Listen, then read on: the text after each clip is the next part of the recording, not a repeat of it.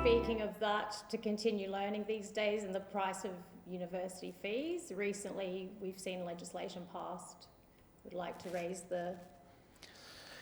Yeah, increasing HECS on humanities. I just think this is absurd and atrocious. I think that it's very easy for people to look at certain types of degrees and say, okay, a Bachelor of Engineering produces an engineer. A Bachelor of Nursing produces a nurse. What does a Bachelor of Arts produce? And the answer is a Bachelor of Arts produces somebody who can think creatively and innovatively and who might take the economy in directions that we haven't even begun to imagine yet. Bachelor of Laws these days is starting to be one of those generalist degrees. And so not too many people who study a Bachelor of Laws end up practicing as lawyers. Instead, they take that type of thinking off and they do amazing things with it right throughout the economy. To say to someone, because your degree doesn't specifically translate into a job title, we're going to double the amount that you have to pay for it, just seems ludicrous. I also think there's a gender issue. And this doesn't seem to have been covered much by the mainstream media. What they've really done is doubled the HECS on the degrees that women tend to do and cheapened the HECS on the degrees that men tend to do. I mean, it is men that tend to do these STEM degrees much more than women, whereas you look at any law school these days and it's heavily dominated by the number of women. So what they've done is they've said, well, we've spent all these decades encouraging women to go to university. They're doing it. They're doing it by doing these humanities degrees. Great, now let's double the fees. I think there's a really significant gender issue there that nobody seems to want to pick up and talk about. And so what could that mean for our society in the future, for the country? Well, I don't see how suppressing education can be a good thing at all. You know, if it were up to me, I would throw open the floodgates and let anybody who wanted to attend a university walk in and enrol and do their best. And the only question should be, have they got the academic merit to pass the assessments and get the degree? I don't see how people getting educated can ever be a bad thing for society. And the truth is, you don't know when one person is suddenly going to make an apocalyptic change in the way that an economy works. You can't predict that. The only way that you can try and make that happen in a way that lets you take the advantage of it is by getting as many people to have as many opportunities as they can and letting their own innovation and their own creativity find the way through. The idea that universities should be treated like a business, the idea that they should have to create a profit within their own operations is really absurd. Because if you look at the GDP of a country with a flourishing education system versus the GDP of that same country without a flourishing education system, there's going to be no comparison. So there's your economic value of universities. But that's not a particularly popular way to think when you're talking about 3-year electoral cycles and 3-year economic cycles. Okay, so what does that mean for the way university students are taught these days? Well, university students are taught by people whose job is not teaching. That's the fundamental problem. University lecturers are primarily recruited and promoted for their ability to obtain research grants. And so you get people who are great at researching, great at research grants. I'm not denigrating these people at all. They're great at what they do. But what they do is not teaching. Teaching is something that's kind of added on to the side of what they do because they have undergraduates around the place and those undergraduates need to be taught by somebody.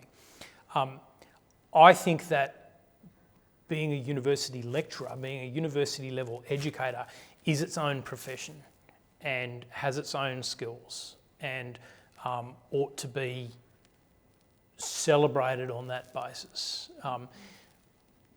I'm sure that most university students, maybe not if you're going to one of the big Go8 universities and you've already got your sights set way up here.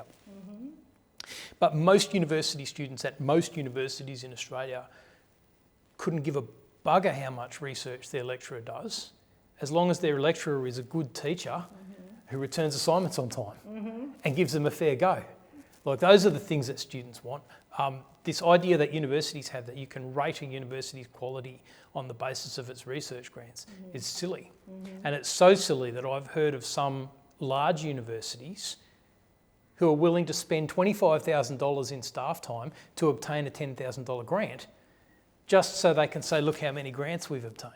I mean, it's through the looking glass, and it doesn't help students at all.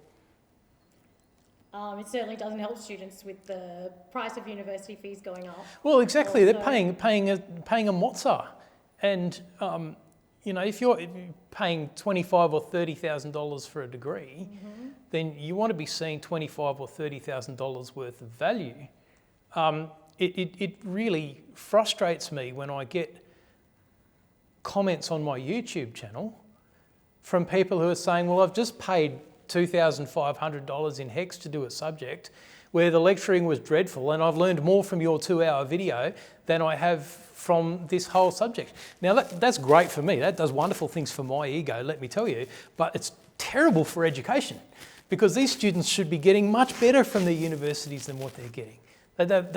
In any other part of society, if you're paying that sort of money for something, then you jolly well want them to be providing you with a good product. It doesn't always happen. I mean, don't get me wrong, there are some great university lecturers out there who are doing great stuff, but they're working against the system. The system's not working for them. Okay, and what does that mean then for law students who graduate and go into legal practice? There's this idea that law degrees teach students about the law, that they don't teach students to practice law. That's bollocks. There's no firm out there that is going to say, all we really want is someone who knows about the law. What firms want is graduates who have certain skills. So then, yes, you need knowledge about the law, but they need to be able to write. They need to be able to deal with people. They need to be able to deal with pressure. And the idea that we have a Bachelor of Laws that doesn't teach you how to be a lawyer really puzzles me. I used to teach contracts, and my most prominent video on the channel is Contract Law in 2 hours. But even that video doesn't teach you how to write a contract.